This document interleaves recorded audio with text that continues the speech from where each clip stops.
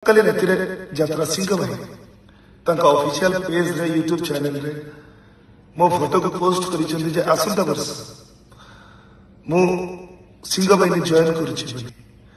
କଥାଟି ସମ୍ପୂର୍ଣ୍ଣ ସତ୍ୟ ନୁହଁ କି ସମ୍ପୂର୍ଣ୍ଣ ମିଥ୍ୟା ମଧ୍ୟ ନୁହଁ, ଯଦ୍ୱାରା ସୁସ୍ଥ ମସ୍ତିଷ୍କରେ ଉକ୍ତ ଅନୁଷ୍ଠାନରେ ବର୍ଷେ କାମ କରିବା ଏବଂ 100% ଏଫର୍ଟ ଦେବା ମୁଁ ସଠିକ ଭାବିଲି ନାହିଁ। କିନ୍ତୁ ଆପଣ ମୋ କଥାକୁ ବିଶ୍ୱାସ ନ କରି ମୋ ଫଟୋକୁ ଆପଣ ସୋସିଆଲ ମିଡିଆରେ ପୋଷ୍ଟ କଲେ। ତଥାପି ମୁଁ ଆପଣଙ୍କୁ ସୋସିଆଲ ମିଡିଆ ମାଧ୍ୟମରେ ଜଣାଇଦେବା ପାଇଁ ଚାହେଁକି ଆସନ୍ତା ବର୍ଷ କାହିଁକି ମୁଁ ଯାତ୍ରାରେ ଥିବା ପର୍ଯ୍ୟନ୍ତ ମୁଁ ସିଂହ ବାହିନୀ ସାଙ୍ଗରେ ନାହିଁ।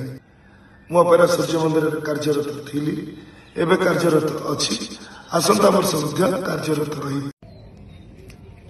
ନମସ୍କାର, ମୁଁ ଆପଣଙ୍କର ପୀୟୁଷ। ଓଡ଼ିଶାର ଅଗଣିତ ଯାତ୍ରାପ୍ରେମୀ ଦର୍ଶକ ଭଗବାନ ମାନଙ୍କୁ ମୋର ନମସ୍କାର। ଓଡ଼ିଶାର ସମସ୍ତ କମିଟି ଭାଇମାନଙ୍କୁ ମୋର ନମସ୍କାର।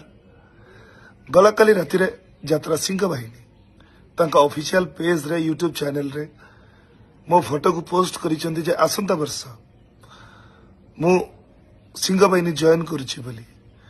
କଥାଟି ସମ୍ପୂର୍ଣ୍ଣ ସତ୍ୟ ନୁହଁ କି ସମ୍ପୂର୍ଣ୍ଣ ମିଥ୍ୟା ମଧ୍ୟ ନୁହଁ।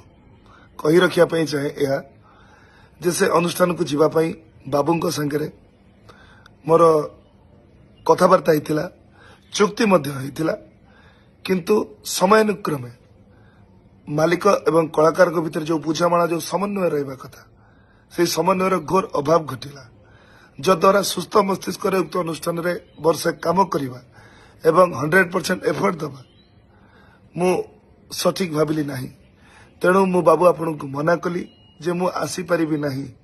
କିନ୍ତୁ ଆପଣ ମୋ କଥାକୁ ବିଶ୍ୱାସ ନ କରି ମୋ ଫଟୋକୁ ଆପଣ ସୋସିଆଲ ମିଡିଆରେ ପୋଷ୍ଟ କଲେ, ଯଦ୍ୱାରା ମୋତେ ନିନ୍ଦାର ପାତ୍ର କରାଇଲେ।